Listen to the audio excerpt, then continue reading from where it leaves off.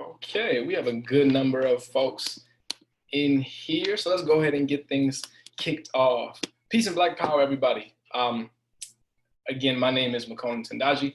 I am serving as the Political Education Director for the African Black Coalition. This is PE with ABC. This is our third lesson in our program. The topic for this evening is Black liberation and the radical tradition of self-defense. This is a very, very complex and intriguing topic. It's one of my personal favorites to do research on and to teach on. So I'm definitely, excited to do so this evening.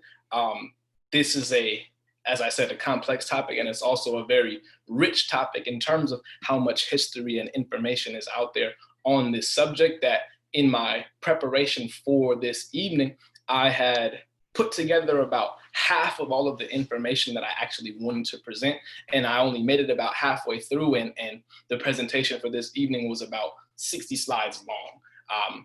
Obviously, we don't have all the time in the world to cover, the entire history of this topic, so I definitely had to scale back quite a bit. I say all that to say that the follow-up to this evening's course will be a series of short videos that will be posted on ABC social media throughout this week and likely the next week. And these brief videos will further expand on this topic of radical self-defense and organized armed struggle, because I believe that this is a topic that not only does it deserve our attention as a collective, as a group, but it also deserves our thorough attention and research and scholarship individually, right? So by no means is tonight an exhaustive or fully comprehensive lesson of the history of radical self-defense and armed struggle. And, once this lesson is over, you know everything you need to know.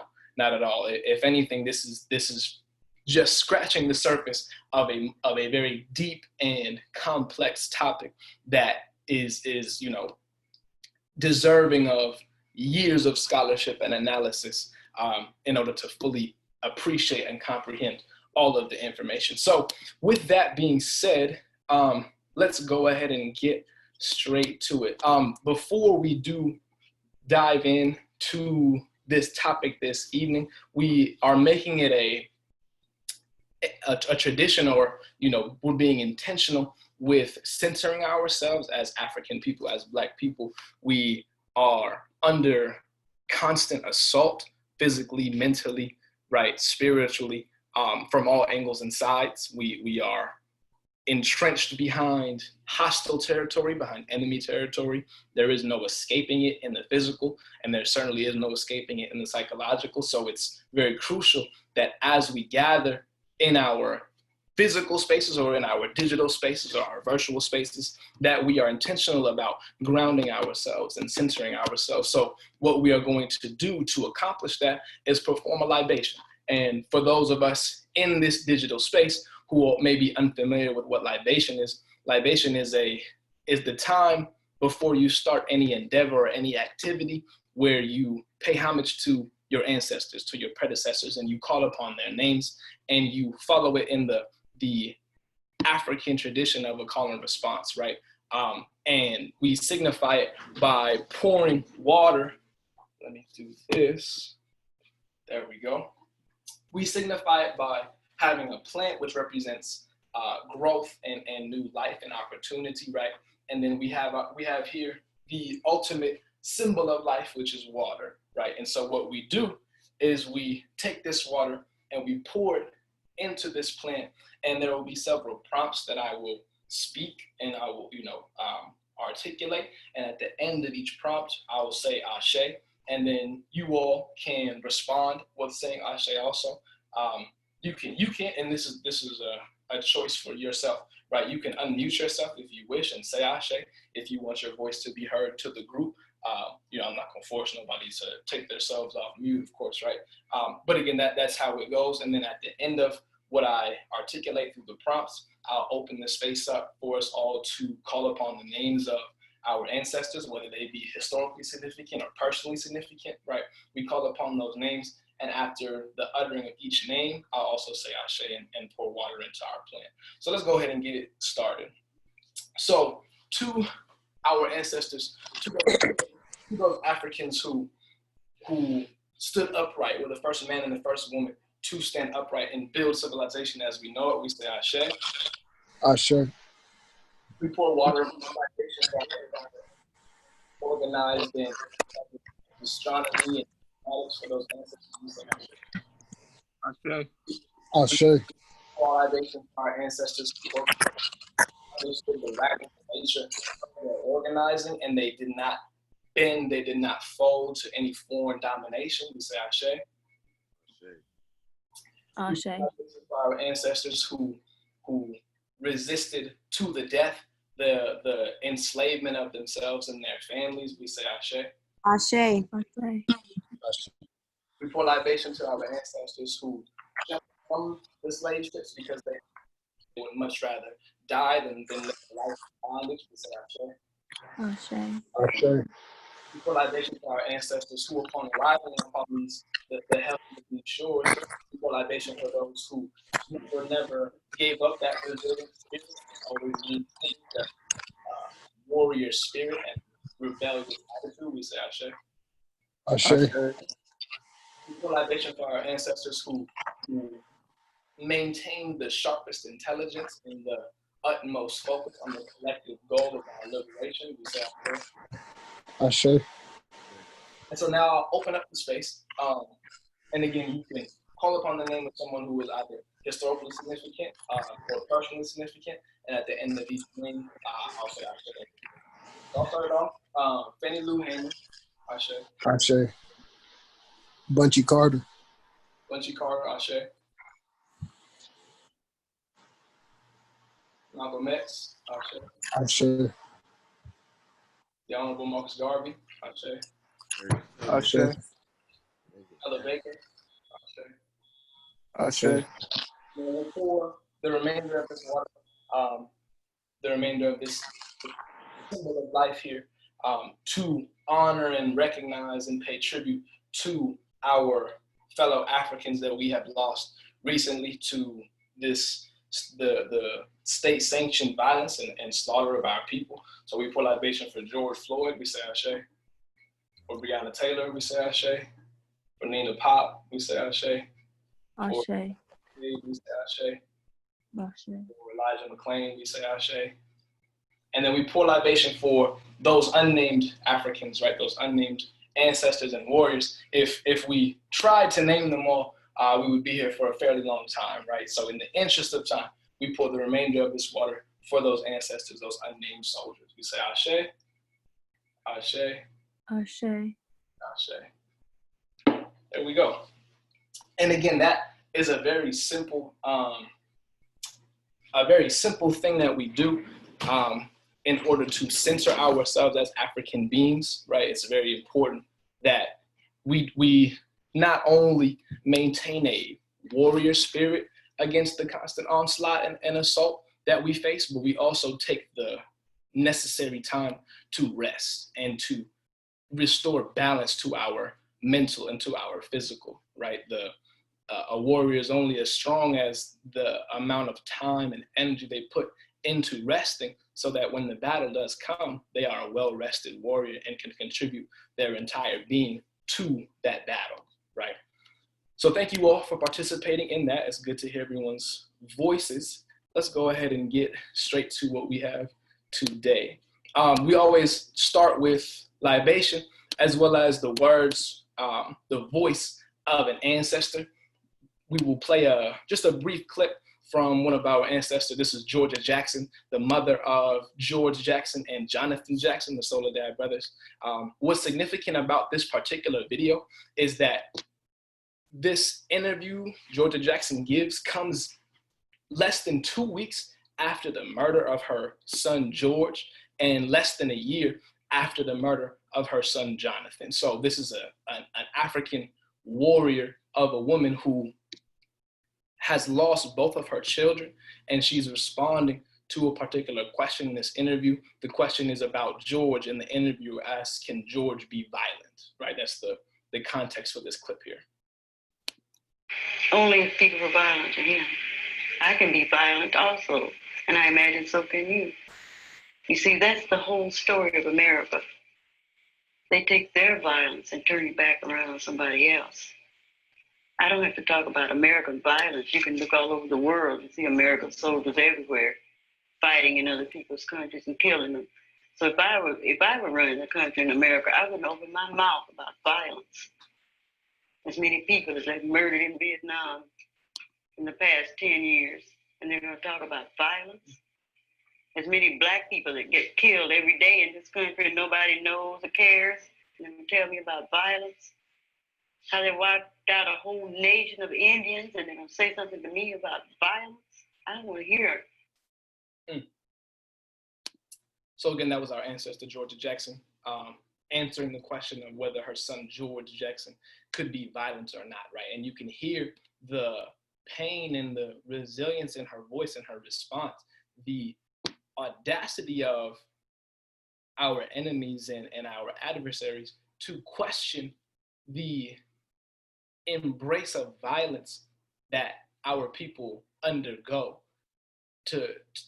To have the nerve to ask a question like that signals a particular ignorance to the amount of violence that our people are inflicted with and are subject to on a daily basis. And you can hear it in her voice that she almost can't fathom how someone can ask her about violence, how someone can actually question why her son and African Black people resort to violence in the face of their condition, right?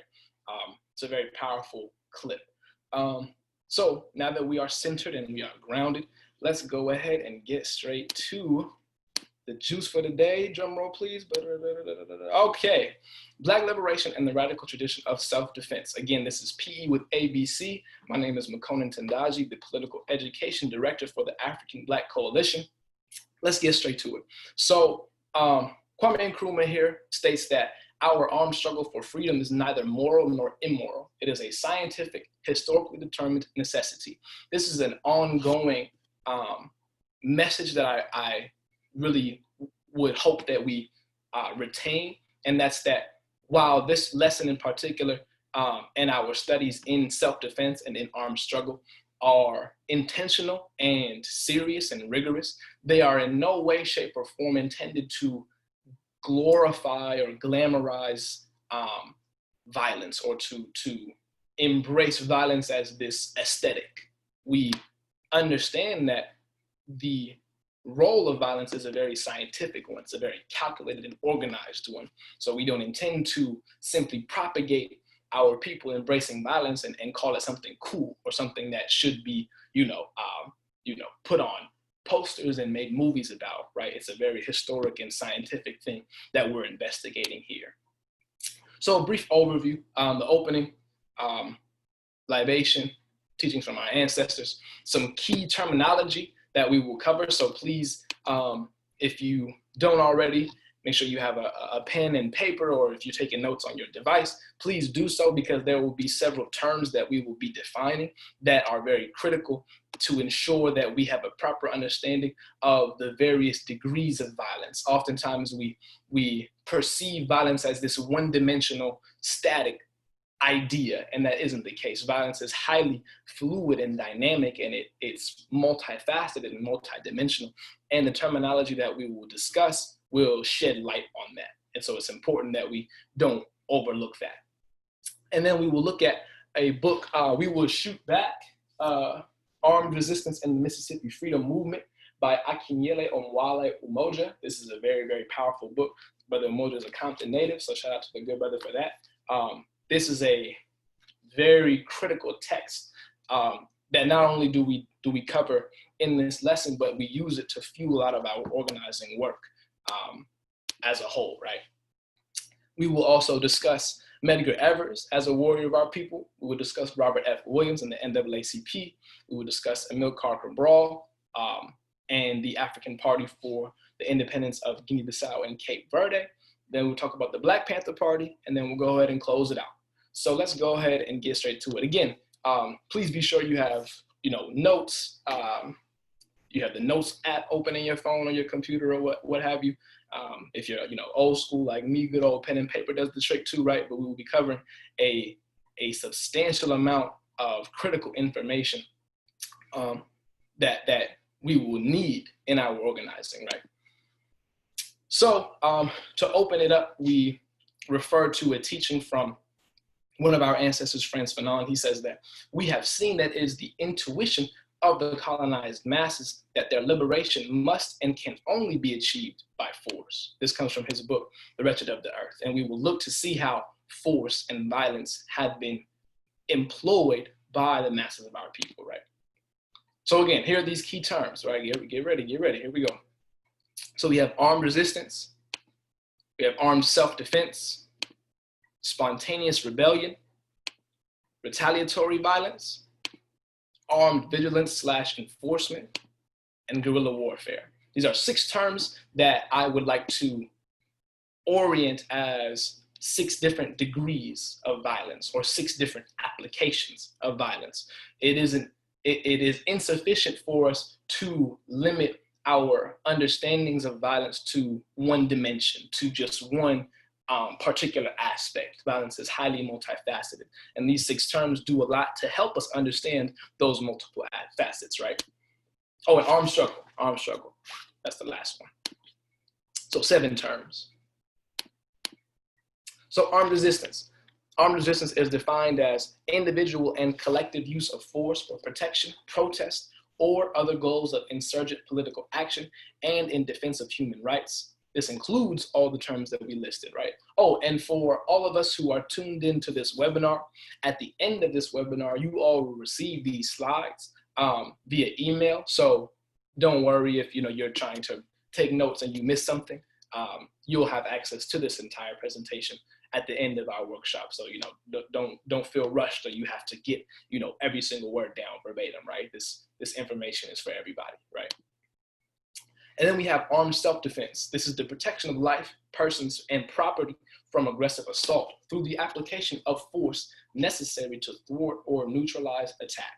So armed self-defense focuses on whether it's the application of force to protect life, to protect persons, or to protect property, right? And then we have retaliatory violence. This is physical reprisal for attacks on people or institutions associated with the movement. A reprisal is defined as an act of retaliation. So we can understand retaliatory violence as being limited to individual acts, whether they be in response to something or they be, limited to 2 individuals or to 2 groups of people. They are not these widespread, wide-scale acts of violence, right? Again, degrees of violence. Then we have spontaneous rebellion. This is the unplanned, unorganized, politically motivated collective violence intended to redress injustice. Brother Umoja, in his book, articulates that it is often this version, this degree of violence, the spontaneous rebellion degree, that is recognized in mainstream discourse and culture. So oftentimes when the subject of violence is brought up, when our enemies or non-Black people ask us, why violence? What does that accomplish? Oftentimes they are referring to spontaneous rebellion, the unplanned, unorganized, oftentimes chaotic manifestation of violence, right? So we have to understand when we are asked or we are approached with this question of violence, we have to be sure we are properly framing it within the specific degree of violence, this degree being spontaneous rebellion. Then we have guerrilla warfare. These are irregular military tactic efforts utilized by small groups to harass, attack, and strike a larger, better resourced opponent. The example that we will refer to in this lesson tonight from Amilcar Cabral is a specific example of guerrilla warfare. So we'll look into that in depth in a bit.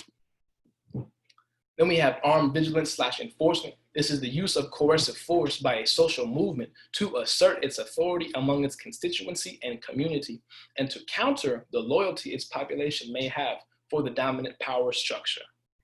That's armed vigilance / enforcement. So we see in these various degrees of violence, of resistance, that they are actually highly nuanced. And while there are some similarities, there are also some stark differences. And we have to be sure we know those differences so that whenever we engage in dialogue about violence, we are sure to not treat violence, again, as this single dimensional static subject, that it's highly complex and fluid, right?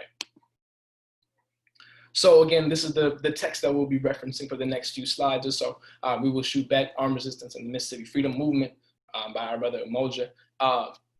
Brother Umoja actually just gave a talk earlier this week on his book, and he was saying how it was his initial goal to focus on the South entirely, the United States South entirely, so Mississippi, Alabama, South Carolina, Louisiana, so on and so forth, to focus on the US South and put together the material that we have here. And he was saying that in the process of doing that, he came to realize there was just too much information, there was just far too much material to cover, that he limited it to Mississippi.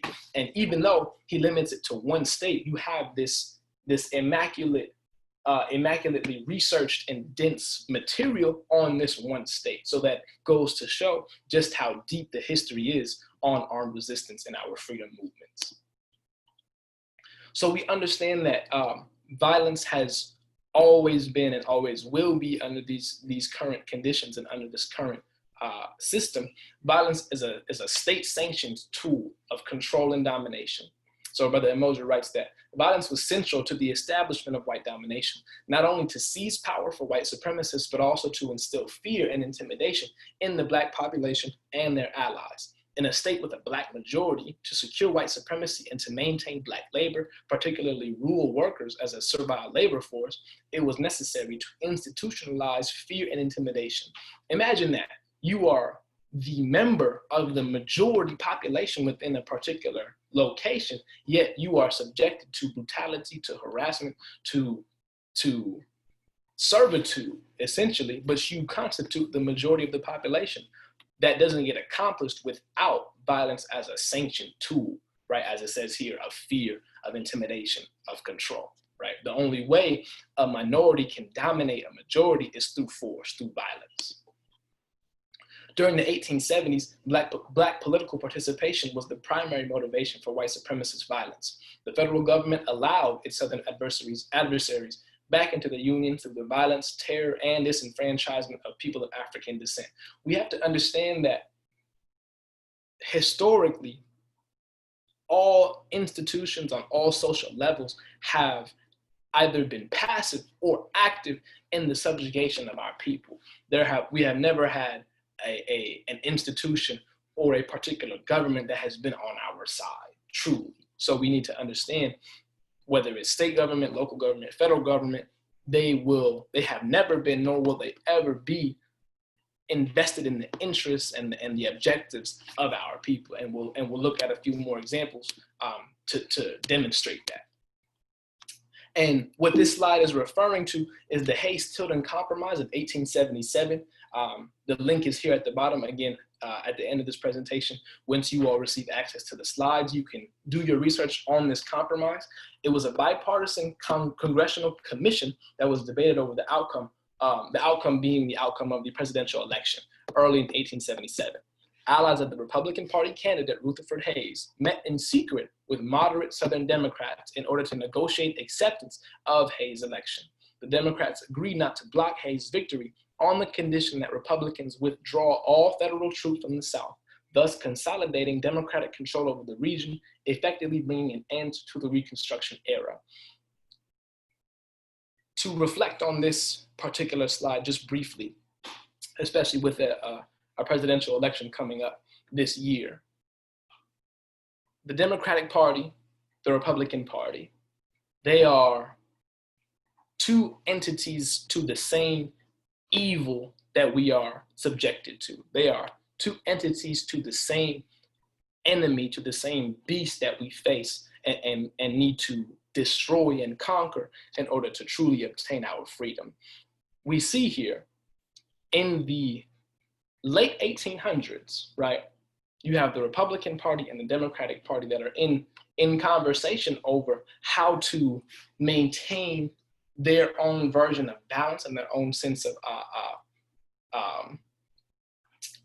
their own sense of cooperation, if you will. And you can see that the Democratic Party at this time was absolutely an enemy to Black people in the South Fast forward to today, it's almost the exact opposite, right? We perceive the Republican Party as the quote bad party, and the Democrats as being the good, the good politicians. There's no such thing as a good politician, period, point blank. So the Democratic Party, the Republican Party, they are one and the same beast. And the Hayes-Tilden Compromise of 1877 is a prime example of that, right? Between 1882 and 1940, 534 Black people were lynched in Mississippi, the highest total in the US during that period. So in 58 years, you had over 500 people lynched. That's an average of 9 people each year, just in the state of Mississippi alone. You can see again how violence has always been embedded in daily life for our people, right? Against our people, right? On a daily basis, as a tool of fear, as a tool of control and domination. It has always existed. Terrorist violence was unleashed to secure the white planter elite in power and to perpetuate a system based on white supremacy. The specter of violence remained as a means of intimidation and social control. The federal government ignored terrorism waged against Black people, with white supremacist violence as a major vehicle used to intimidate and suppress. Within decades, Blacks were excluded from representation and participation in electoral politics, and apartheid was institutionalized in civil society. So we see the multiple levels of politics of society being utilized to attain the objectives and aims of the white elite, right? Of the white supremacist class, right? At the expense of Black life and Black progress, right? So now, moving on to this concept of bad Negroes. This is an intriguing notion to study within the role and the tradition of self-defense and violence that has been employed by our people, right? Bad Negroes. So in white Southern culture, bad Negroes were those who openly defied segregationist customs and were not deferential to whites, as was expected in white supremacist social etiquette. Blacks had an ambivalent response to bad Negroes who were seen by some as troublemakers and revered and respected by others. Some lived vicariously through the actions of bad Negroes who sometimes behaved and lived as some Blacks dreamed and wished they could. I included this second excerpt from the book intentionally because oftentimes whenever we engage in contemporary dialogue about our history, about our people historically, right, there tends to be this false understanding of, well, we just need to be what our ancestors were on back in the day, back in the 60s, what have you. By asserting that point, we fail to conceptualize the fact that there has never been a time in our history in this country, right? There has never been a time where all Black people were all on the same page. We all looked at the white man as the devil, as the enemy. There has always been division. There has always been disagreement on tactics, on methodology, right? There has never been an entire consensus reached. And so what that means is when we look at the existence of bad Negroes, right, we can take this definition and certainly apply it today, and we can probably identify various figures of today's society who would we consider bad Negroes, right? And those same people are receiving this ambivalent response, right? Some look at them as troublemakers, some look at them and respect them, others look at them from a distance and go, wow, they're really doing their thing over there, right? I wish I could do what they did, right? We have to understand that this lack of a universal consensus among Black people is not a bad thing or a negative, but it's a historical fact, and we shouldn't engage in dialogues today with a mindset that would suggest there was a time that we were all on the same page, because that just isn't true, right? So in 1964, there were 1 million acres of land owned by Mississippians of African descent. In Black majority counties or in contiguous African descendant communities, Black landowners and their offspring proved to be more defiant to white supremacist codes of behavior. So we see the connection between owning land and being able to flex your muscle, metaphorically speaking, and resisting white supremacist rule and control, right? We see the connection there, and we can see how owning land was very much a powerful thing, and to own land was to be able to stand on your own square, literally and figuratively, against white supremacy, right? Often guns were necessary to preserve the dignity and security of land-owning bad Negroes facing reprisals from whites. Bad Negroes served as inspirations for the developing civil rights movement. The actions of bad Negroes served as examples of courage necessary for activism in the struggle. So again, as we conceptualize this idea of a bad Negro, we need to understand that the battle between respectability politics and nationalist thinking, right? Assimilation versus separation, all these different sort of dichotomies, if you will. The ways in which our movements have been inspired have always come from both sides. So bad Negroes, as it says here, right, were an inspiration for the civil rights movement. So we need to be sure whenever we engage in the study or the research of the civil rights movement, we don't fall victim to the false orientation of it being this entirely pacifist and you know, non-violent movement, right? It was inspired by bad Negroes.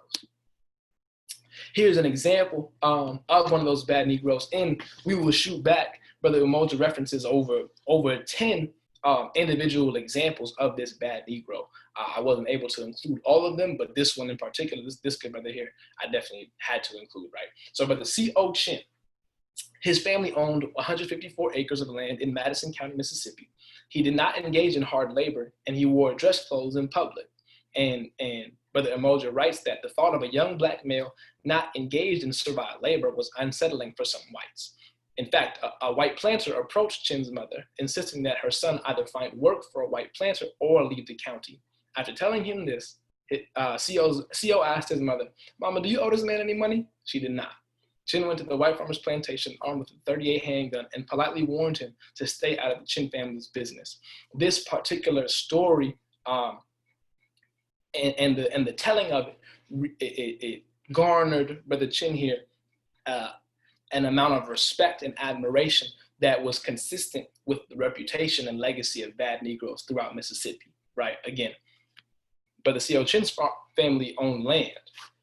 With that land ownership comes a sense, not only a sense, but a literal, you know, translation of power to a certain extent, right? Of autonomy. So for him to be able to do this, it signifies the importance of owning and operating your own land. So then we move on to the internationalist thinking in the formation of grassroots militancy. We must understand that we are a global people waging a global struggle against a global enemy. What that means is that in our local strategizing and organizing, we must always maintain a global mentality and a global awareness of the battles being waged by our people across the world, right? And the Mississippi Freedom Movement is a prime example of this type of awareness being utilized, right? The decades following World War II represented a crisis for Western imperialism. Combined with the realignment of the international balance of power, new social forces among colonized and subject people asserted themselves. Internationally militant voices emerged from the intellectual and professional sectors of oppressed nations. The Black freedom struggle in Mississippi and the rest of the South was part of an international movement to dismantle racism, colonial rule, and apartheid, as well as to achieve democracy for oppressed people. Like anti-colonial leaders in Africa and Asia, African descendants in the United States emerged and demanded human rights for their communities living under apartheid. So even in places like Mississippi, where you have the masses of our people that live in poor and working class conditions, articulating and organizing around this very internationalistic and global thinking, it's a very powerful and radical thing to understand that our people in the South, and Mississippi in particular here, were keenly aware of the global struggles being waged, right? And that's important that we carry that into our work today. Human rights activists in Mississippi did not miss the opportunity to point out the contradiction of US troops of African descent fighting for freedom abroad while they and their communities remained oppressed in the southern apartheid states. In concert with the international situation, changes in the domestic political environment signaled new possibilities for Black Mississippians and encouraged a new assertiveness in the face of white terror and domination. The internal social development of local Black communities, combined with the changes in international and domestic political environments, allowed for a visible Black freedom struggle in the state of Mississippi. The development of institutions, organizations, and resources in Black communities were significant factors supporting the emergence of an insurgent movement. We must recognize that as we experience the world contemporarily, currently, in no way, shape, or form will any of us as individuals bring down the systems that be, bring down the conditions our people are afflicted with. Huey P. Newton says that you cannot fight back individually against an organized machine. It takes an organization, it takes institutions, it takes institutional resources to combat institutions and organizations, right? So again, we have prime examples here of our people throughout the state of Mississippi that not only understood the importance of a global awareness, but also understood the importance of organizing and developing institutions of our own. So now to discuss a warrior for our people, Brother Medgar Evers. Traveling throughout the Delta, Evers witnessed and studied Black life in the Delta.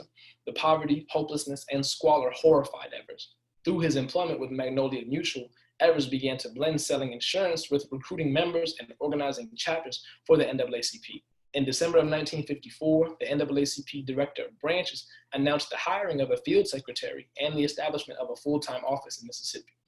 On December 15, 1954, Medgar Evers assumed that position of field secretary, and he became the official NAACP spokesperson and organizer in the state. It's important to recognize that prior to the establishment of an office in Mississippi, the NAACP did not have a presence in that state. So Medgar Evers essentially is the introduction of the NAACP to the state of Mississippi and their organizing efforts, right? He's the first one called into action. He's the front line. Wherever Evers went, he was armed. He commonly rode with a .45 semi-automatic handgun. Evers would instinctively vault from bed, armed with one of his many rifles, when awakened by the barks of his guard dog. Merle Evers, his wife, also slept with a small revolver on the nightstand of her bed. The Everses had good reason to believe the family was in danger. They received death-threatening phone calls and mail, and a firebomb was tossed at their home in spring of 1963. On the night of June 11, 1963, so less than 10 years into Medgar Evers working for NAACP in the state of Mississippi, his home state, he was assassinated by Byron De La Beckwith, a white supremacist known throughout Mississippi. He was shot in the driveway of his home after returning from a Jackson NAACP meeting, one that Beckwith actually attended. He sat with the media in the media section of that meeting. Bizarrely, Evers did not have his usual security detail with him at the time, nor did the Jackson police follow him home, which they did often. Neighbors transported Evers to the hospital where he died from his gunshot wound. Medgar Evers always traveled with security, always traveled armed, right? And on this very night, he had none of that. He as it states, as Brother Moser writes in his book, oddly, he did not have his security detail, nor did the Jackson police follow him. It leads one to wonder or to question why that was the case, right? And if he did have the usual security detail, would he have been killed that night, right? So then we move on to discuss Negroes with Guns by Robert F. Williams. This is a very, very crucial text. Where is it at? Hold on. Boom. This one, Negroes with Guns. It's a very thin book. Highly recommended read. It is less than 130 pages. You can probably knock this out in 3-4 days if you really, got loose with your reading. The stranglehold of oppression cannot be loosened by a plea to the oppressor's conscience, Robert F. Williams writes. Social change in something as fundamental as racist oppression involves violence. You cannot have progress here without violence and upheaval, because it's struggle for survival for one and a struggle for liberation for the other. Always the powers in command are ruthless and unmerciful in defending their position and their privileges. This is not an abstract rule to be meditated upon by Americans. This is a truth that was revealed at the birth of America and has continued to be revealed many times in our history. What our brother Robert F. Williams is articulating is something that we need to understand currently. we are not dealing with a peaceful enemy. Therefore, there are no peaceful means at which to devise a solution. We are dealing with a lethally, highly, and an organized, violent enemy. So we need to meet that violence with the same organization, with the same lethal nature and strategy in order to free ourselves, as he says, to loosen the stranglehold of oppression, right, as he articulates it. The existence of violence is at the very heart of a racist system. The Afro-American is a, quote, militant because he defends himself, his family, his home, and his dignity. He does not introduce violence into a racist social system. The violence is already there and has always been there. It is precisely this unchallenged violence that allows a racist social system to perpetuate itself. When people say that they are opposed to Negroes resorting to violence, quote unquote, what they really mean is that they are opposed to Negroes defending themselves and challenging the exclusive monopoly of violence practiced by white racists. Robert F. Williams was not only a masterful organizer, he was a brilliant writer and orator. For him to articulate this notion of us as Black people being incapable of introducing violence because we live within a violent system is a revolutionary and radical thing for him to do. And it's the prime message we need to internalize and to retain whenever we engage in dialogue on violence, right? As we watched in the clip with Georgia Jackson, she responds to the question with, I don't want to hear about, the notion of violence, or I don't want to be asked, can I be violent? Of course I can if violence is attacking me, right? If I'm afflicted with violence, absolutely I'll be violent to defend myself, right? And as a mass of people, as a mass of African Black people, we have ever since we even before we arrived in the hells of these shores, we were faced with violence. So there's no way that we can introduce violence that has already been introduced into our daily lives, right? There he is right there. Yes, sir. After coming home to Monroe, North Carolina from serving in the Marines, Williams joined the local NAACP chapter. Low membership led leadership to consider dissolving the chapter, and he objected, which then led him to being elected president of that chapter.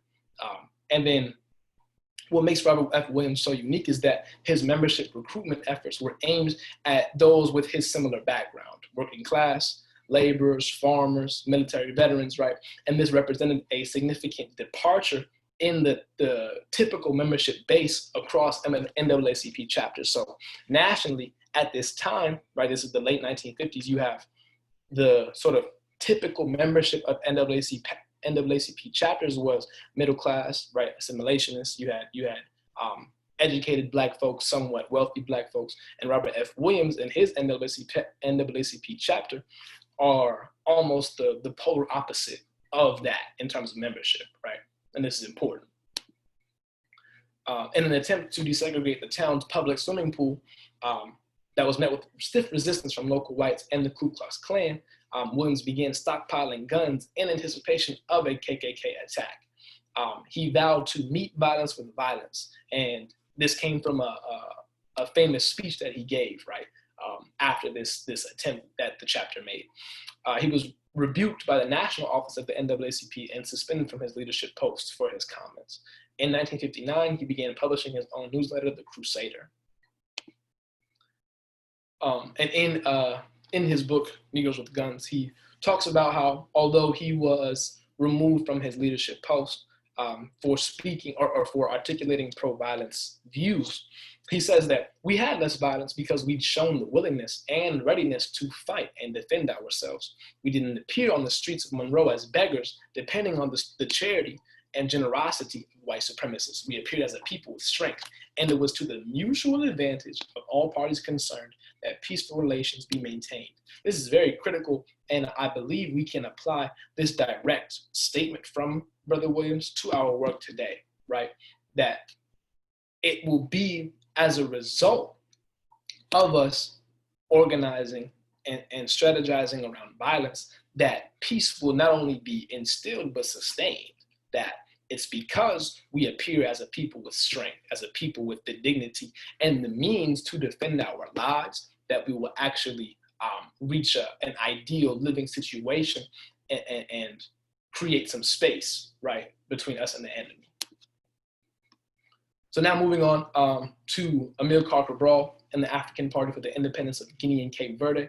Amilcar Cabral is one of my favorite revolutionaries to study. Him and Kwame Ture and Fannie Lou Hamer, those are probably like my top three.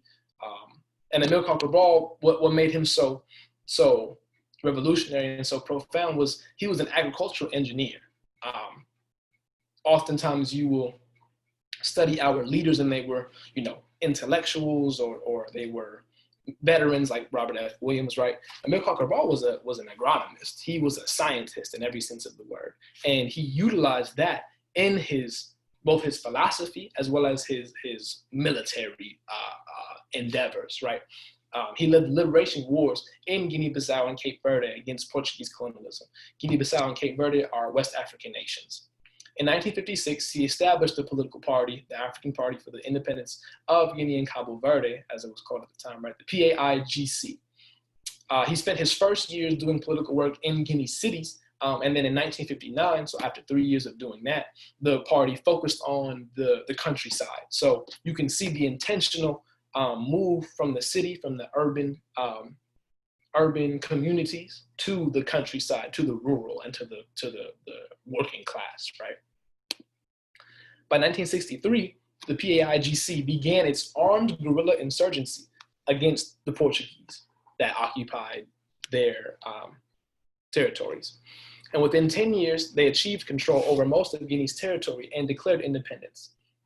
Supremely successful in terms of guerrilla warfare, Guinea's liberation was in no small part due to Cabral's leadership and foresight into grassroots politics, diplomacy, and livelihood improvement. So clearly it states here, right, Amilcar Cabral and the PAIGC engaged in guerrilla warfare, in armed insurrection and insurgency against their enemies, the Portuguese, right?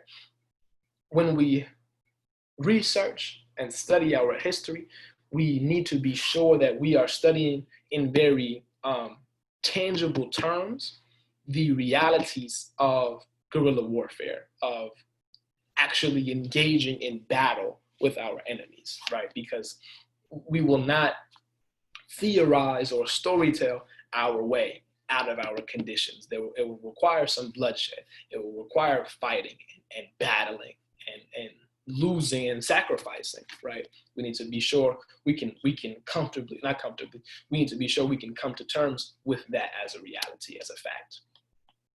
And there's this concept of insurgency that Amilcar Cabral really focused on, right? It emerged as the most fertile site for his theory and for his philosophy. So he drew on practical problems in the politics and logistics of insurgency, and he regarded it as the key context in which to conceive and form an African nationalism that would succeed in overcoming colonial legacy. So insurgency is defined as an active revolt or uprising.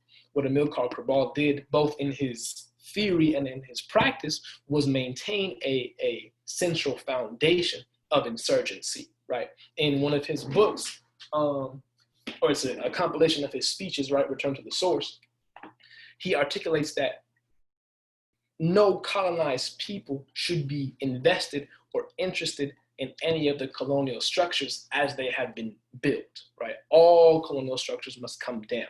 That's insurgency. So we can apply that theory today and articulate the understanding that as Black people in America, as a colonized people in America, we too cannot conceive a future in the current colonial structures as they be: electoral politics, education, economics, capitalism, right? All of these colonial structures that are still in place today cannot be reformed. They cannot be transformed from within or changed from within. They must be effectively and efficiently destroyed and replaced with new structures, right? Those that serve our interests. And it's also interesting, going back to what Kwame Nkrumah said about armed struggle being a scientific and historical necessity, Amilcar Cabral articulated a similar point. He said that naturally, we are not defending the armed fight. Maybe I deceive people, but I am not a great defender of the armed fight. I am myself very conscious of the sacrifices demanded by the armed fight. It is a violence against even our own people. But it is not our invention. It is not our cool decision.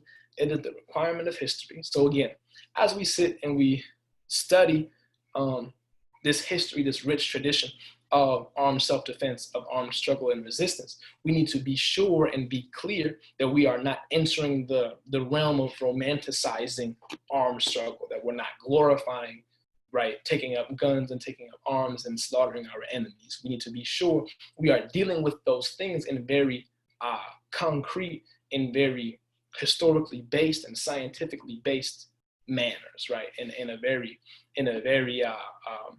realistic and historical fashion, right? We're not just putting up posters of the Black Panthers holding guns in our rooms and in our homes just because it looks cool, right? There should be no romanticization of armed struggle, right? In no way, shape, or form.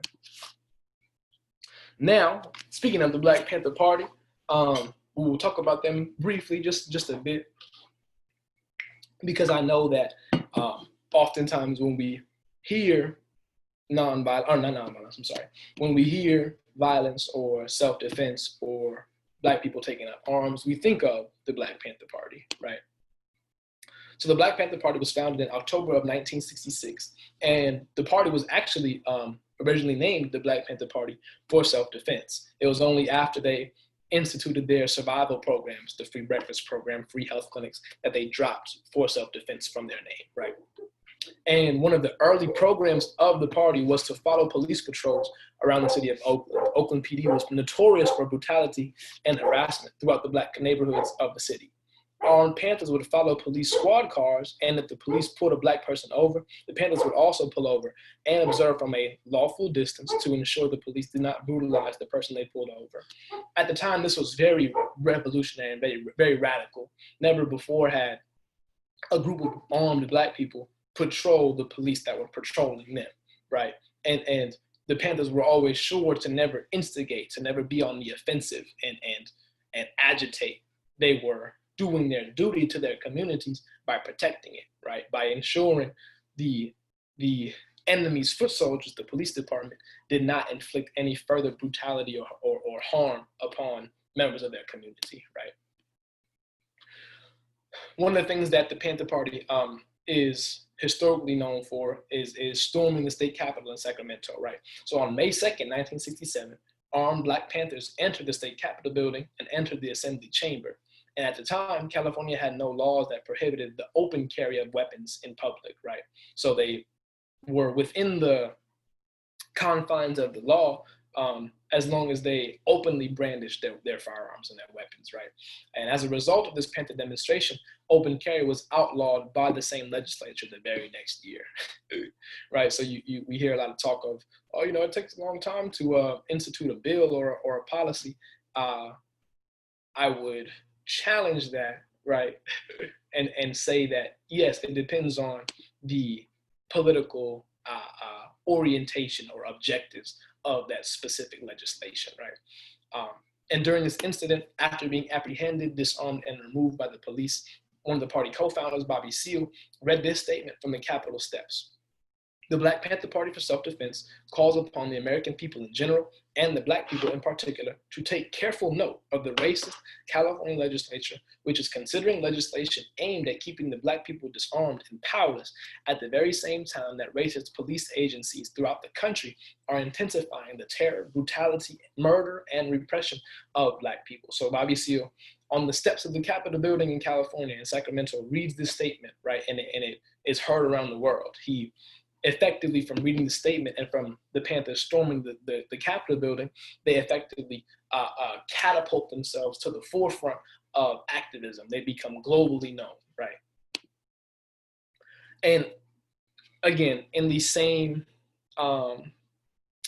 vein of Amilcar Cabral and Kwame Nkrumah, Huey P. Newton also articulated his own position on guns and the use of guns. So he says, and then this is in his book, to die for the people, right? He says that the gun itself is not necessarily revolutionary because the fascists carry guns. In fact, they have more guns. A lot of so-called revolutionaries simply do not understand the statement by Chairman Mao that political power grows out of the barrel of a gun. They thought Chairman Mao said political power is the gun, but the emphasis is on grows. The culmination of political power is the ownership and control of the land and institutions thereon, so that we can then get rid of the gun.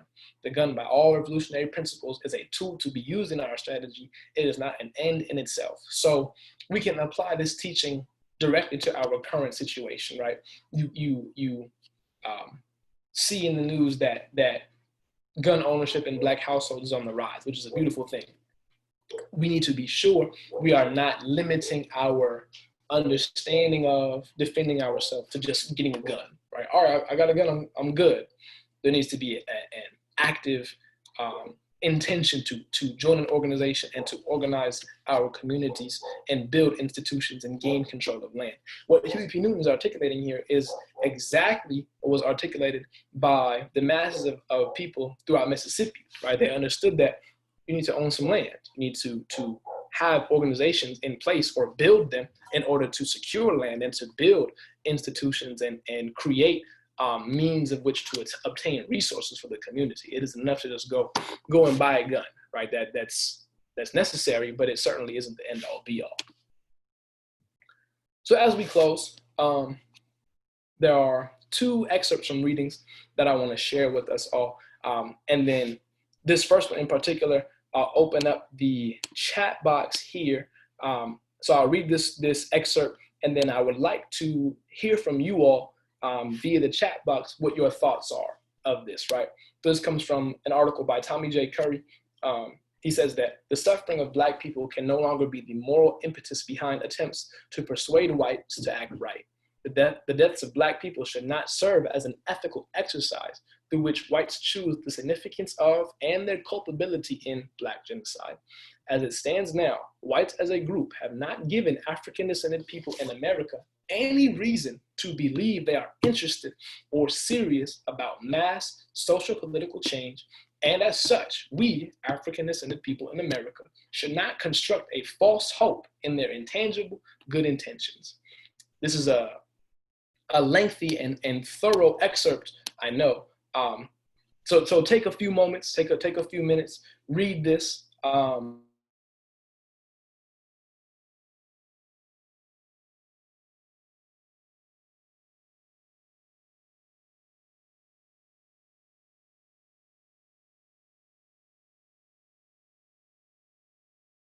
Carefully read it close.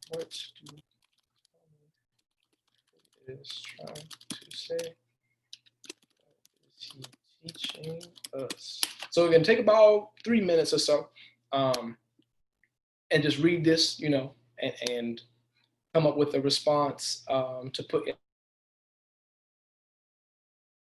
in the chat box, and then we can kind of have a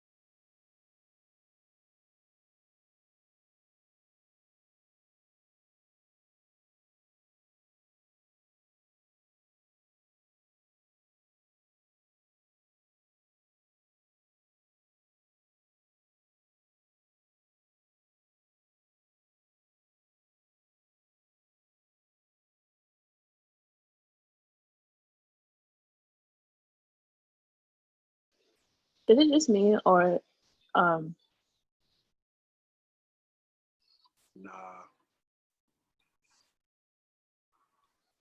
Yeah, I don't know what just happened. I think his thing was acting like just his throat for a little bit. Oh, what happened? I don't know did what we just lose, happened either. Oh my God. did We we lose? can't see the screen. Okay, no problem. I'll put it back up. See that? Hey, look, that's the enemy trying to Hold on, give me 1 second. Okay.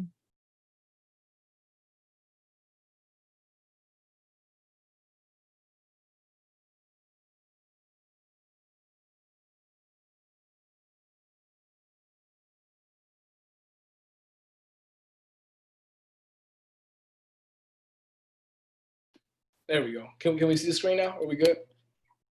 Yeah, we can see it. I can see.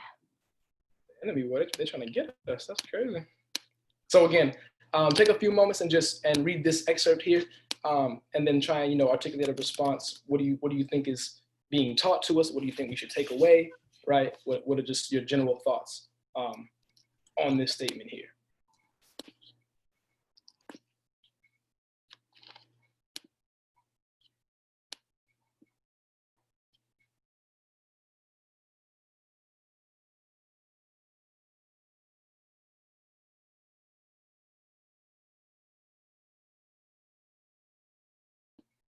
And then as you come up with the response, I definitely would like to hear from,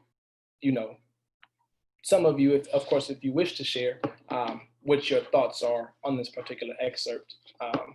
So in a few moments, once people have input their responses, or if you just would like to share, verbally, if you don't feel like typing all that, please just let me know actually what you can do. No, of course I don't mind. Hold on, let me do this. Let me see.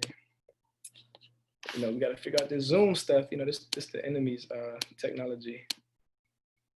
Let me see.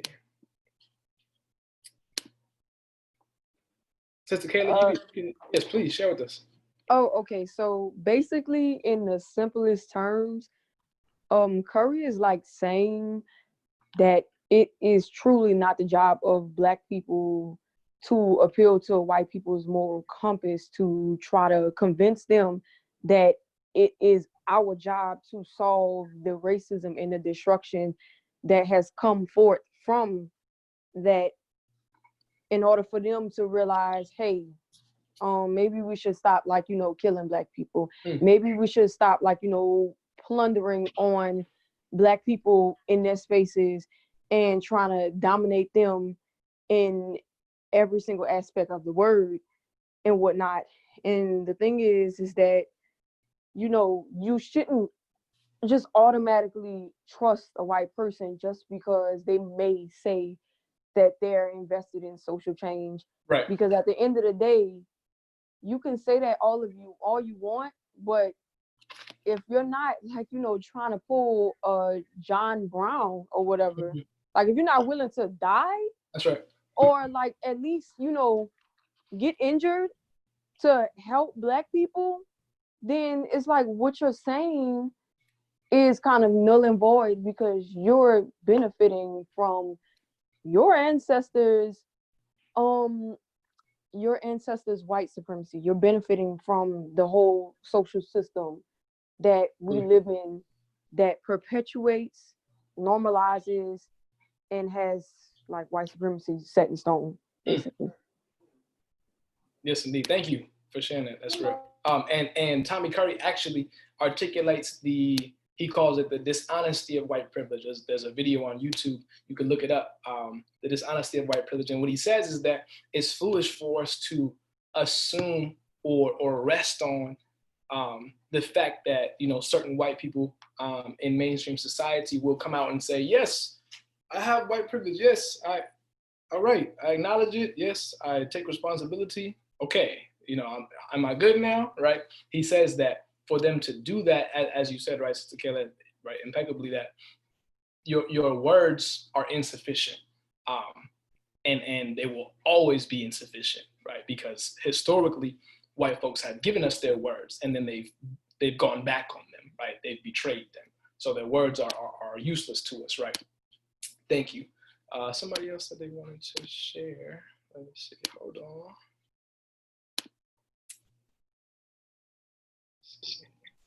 Hey, brother, can you hear me? Yes, sir. All right. So what I was gonna say, the sister articulated perfectly what she was saying before, but we need to stop trying to save whites from themselves. And when I say, it's kind of like when you're on an airplane, right? And they tell you to secure your mask first before you help others. Exactly what we need to do as a people, because we keep running around here trying to find these good white people, these quote unquote allies. But like she said, if you're not on the same level as me, or if you aren't ready to die for black people, or you aren't ready to kill for black people, that's the more important one. Then Right. we don't need you, because you're wasting our time and our energy trying to find these good whites and these good people who they say they're on their side, but when it's time to act, they're not there. Right. Absolutely. Thank you. Okay. Anybody else want to share? We on a roll now. Anybody? Of course, I'm not gonna, I ain't gonna force nobody or nothing like that. Sister Raina said, I believe he's saying, and it's reflected in today's climate, that our suffering, death shouldn't be what moves white people to understand or want to help. In the same breath, black people need to stop banging on white allies. Absolutely. And great point, Raina. This is a great point, that in the aftermath of Breonna Taylor, Ahmaud Arbery, so on and so forth, you see the waves of non-black people come out and saying, man, we really need to get behind this, and we need to do this and do that, and sign this petition, and cash app this organization, right, for all of these acts and all of these demonstrations, right, of solidarity and whatever you want to call them, for them to come only in the aftermath of our death signals the unreliability, right, of those people, right, as you said, right, brother, that you need to secure your mask first, right, and if we don't, we run the risk of losing breath, of dying, trying to secure the masks of other people, right? So in the aftermath of, the recent killings of our people, for the scores of, thoughts and prayers and how can I help, and all these different so-called exercises of morality, right? As Tommy Curry says, ethical exercises, they are null and void, right? They are moot points, because no amount of money donated, no amount of solidarity that stood upon will bring back the people that we've lost, right? And it has been my sort of personal stance is that for non-black people, white people in particular, but non-black people entirely, that if they truly want to help, right, I would put in front of them the story of John Brown, right? And just say, read this, right? See how it kind of sits with you, right? And then ask yourself, don't come to me. Ask yourself whether you are truly willing to go down the same path as a John Brown. If you are, cool, right? That doesn't win you anything. That just lets me know, okay, solid. And if not, then you are in the same spot where you were before you came to me, right? Thank you everyone for sharing. And the last collective discussion that we will engage in comes from our brother George Jackson, right? The son of our sister Georgia Jackson. He says that it is not a question of the necessity of violence, but how to organize it to fit our unique situation, to tie it with flawless exactitude to our political activity, and to organize it immediately. So again, take a few moments, whether you want to put it in the chat box or you like to, share out loud your thoughts, your response to what our brother George Jackson is saying, right? George Jackson is one of my favorite ancestors to read and to study, because he's so precise and intentional with his language and with his words. So in this particular quote, the first thing that he says is that it's not a question of the necessity of violence. So he from Jump Street, he says, no, violence is necessary, right? Next caller, please, right? There's no question of, well, is violence really necessary, or do we, should we really engage in violence? He says it outright. It isn't a question of the necessity of violence. We know for a fact, a historical fact, it's a necessity, right? It's a requirement of history, right? To use the words of Amilcar Cabral, right? How do we organize it? How do we tie it to our political activity? And how do we organize it immediately, right? So in the chat box, please share your thoughts. And again, if you like to share out loud verbally, please, you can let me know in the chat box, or I think you can raise your hand in the participants box of Zoom. So however you see fit, please share with us, right? Honey Blue says, let me see. Honey Blue, what's the deal? Honey Blue says, the suffering and violence inflicted among our people by various means of violence and domestic terrorism should not be the premise for whites to work on behalf of protecting our people. True. At the same time, we should not depend or rely on white people to work tirelessly for the liberation of African people, for that would be contradiction to the very nature of their behavior historically. Okay, so the last quote. Oh, you're good, you're good. No need to be sorry. Thank you for sharing. I agree. Again, I know for a fact, what makes those of our people, myself included, so uncompromising and unflinching in our positions is that we've done the reading, we've done the study, we've looked at the history, we've learned from the history to arrive at our positions today. What I mean by that is, for me to sit here and articulate the necessity of violence, not as a question, but as a fact, means I have done the sufficient study to then arrive at the conclusion of violence being necessary. For people to ask, is violence necessary, is to signal they haven't done the reading, they haven't done the study, because if they have, you would understand that isn't even an applicable question in our situation, right? So again, with this last, Sister Raina, let me see. I believe he is saying, first and foremost, it must be organized, not on a whim or solely driven by emotion, right? Our organized and necessary violence must match our political and social needs, demands as well. It all has to come full circle and be an organized and strategic vessel. Yes, indeed. You better get loose, Raina. Yes, indeed. I agree wholeheartedly, right? George Jackson is not saying we just get mad and channel our, we channel our rage and just burn whatever's in sight, right? While that is a tactic, right, it isn't a sustainable one. George Jackson articulates the need for how we apply violence to be sustainable, to be organized, to be fit, as he says, to our unique situation. And this is actually something that Emil Carter-Brawl brings up when he talks about the practicality of violence as it pertained to liberation struggles in Guinea and Cape Verde. He said that it wouldn't make sense for us to apply tactics used in Vietnam to, here, because while our conditions are similar, they're not identical, they're not the same. So what Emil Carter-Brawl articulated, what George Jackson articulated, is how we organize violence to fit our unique situation. How we organize violence in America may not be identical to how violence is organized in Brazil, right? Or on the continent, right? Or in Haiti, right? It's going to look different ways, as it should, right? We can't just have weapons just to have weapons. They need to align with the necessary purpose that will lead to the propulsion of liberation of African people's purpose. Now, we're getting loose in the chat box tonight. Boy, yes, indeed. Anyone else like to share? Again, you can do so out loud. You can do so in the chat box, however you see fit. Violence necessary on decolonize and part decolonization. Absolutely. In fact, Frantz Fanon articulates as we discussed earlier, right? Frantz Fanon writes a large portion of his material on how violence is a requirement. And like Kwame Nkrumah says, it's a historical necessity. Emil Carter-Brawl said it's a requirement of history.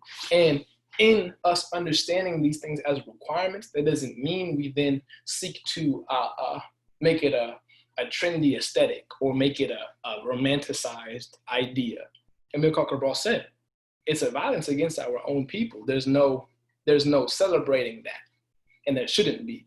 It should be taken seriously. It should be taken scientifically and applied scientifically, not in the sense of, yeah, let me go to the protest and get my fresh fit on and pose in my AK, like, oh, get my good side, right? That isn't the aim. The aim to defend ourselves is not to attain a certain aesthetic or a certain visual or a certain glorified image, right? That is not the goal. Anybody else like to share? Well, I want to say something. Please, come on now. So violence, from my perspective, is that violence doesn't always form in the form of physical violence, but rather like there's emotional violence, there's mental violence, there's like spiritual violence and all these violence are necessary in order to decolonize the Black community, in order to decolonize the mind of Black people. So, from his quote, violence is necessary. The violence can be in the form of, Black people not being able to register to vote. That's a form of violence. In order for us to gain our right to vote, there has to be violence. Whether it's like violence at the poll or violence politically, violence like verbally, those are different forms of violence. And I think when people think of violence, saying you don't have to get violence, they usually think of like physical violence. Mm-hmm. But however, if it's necessary to organize, where there's an organization, like how does the physical violence go about, or how does like the written violence go about? You can you don't have to be physical in order for that process to happen, but rather you just need to, be organized in a sense that we're not just all over the place. We're not just, doing whatever we want, but rather there's a unity in right. which that we can come together and actually have a discussion on topics like that. Absolutely. So if that makes sense. Clearly. Thank you very much for sharing that. And not only do I agree, it's an important point to make, right? Flint, Michigan not having clean water to this day is a form of violence for our people in communities that are dubbed cancer neighborhoods, right? Due to the amount of air pollution and environmental, hazards, is a form of violence. So not only should we understand and conceptualize multiple forms of violence for us to employ, we also need to be sure that we are understanding how violence comes in a range of ways and is inflicted upon our people, right? Capitalism is violence, right? Sanctions on Cuba is a form of violence, right? All these different forms of violence are very, very real. And it isn't enough for us to limit our scope to taking up arms, right? And shooting our way out, right? As Huey P. Newton said, the gun is merely a tool. It is not a means, right? It is not an end in and of itself. It's a means to an end, right? But it isn't the end, right? We don't pick up guns and go, all right, we free now. There's a lot more work and organizing to be done. Absolutely. Thank you for that. Anybody else want to share? Hello, Brianna said, in fighting an enemy that knows no moral code, violence is necessary. However, this organization will be the downfall of us. We can't go up against an organized enemy and expect for things to go in our favor. We as a people have to fight strategically. Peace when possible, violence when necessary. Absolutely.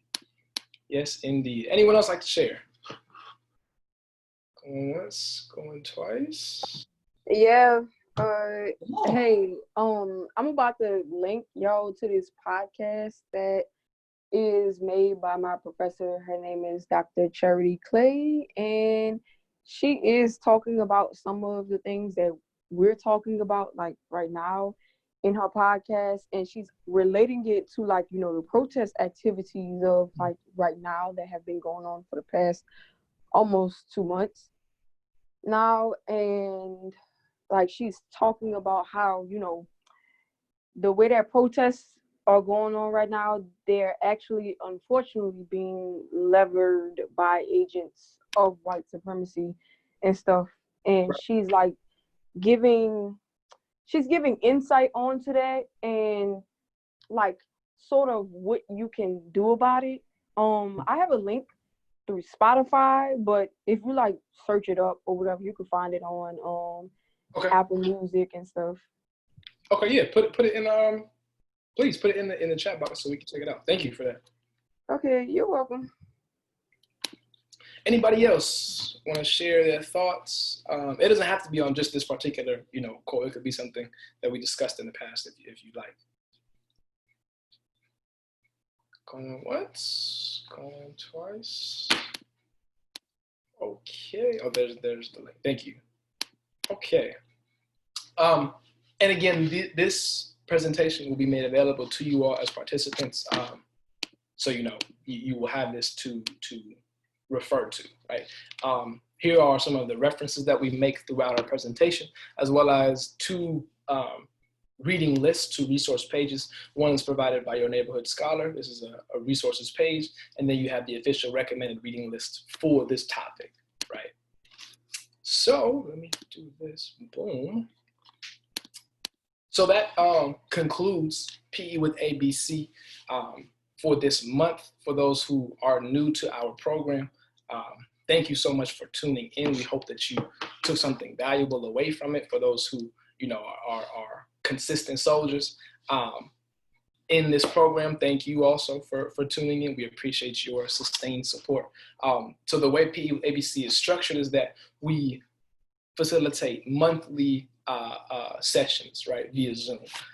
So last month we discussed Black nationalism and Black women. This month we discussed our topic, right, Black liberation, the radical tradition of self-defense. Next month we will be discussing another topic. I'm not going, you know, I ain't gonna spill the beans just yet. And then it'll be a monthly basis. The goal, however, will also be to incorporate P with ABC on a weekly basis for the month of August, for Black August, as well as next February for Black History Month, obviously, right? So stay tuned. If you don't follow us on social media already, please do. At African Black Coalition on Instagram, Twitter, what else, Facebook.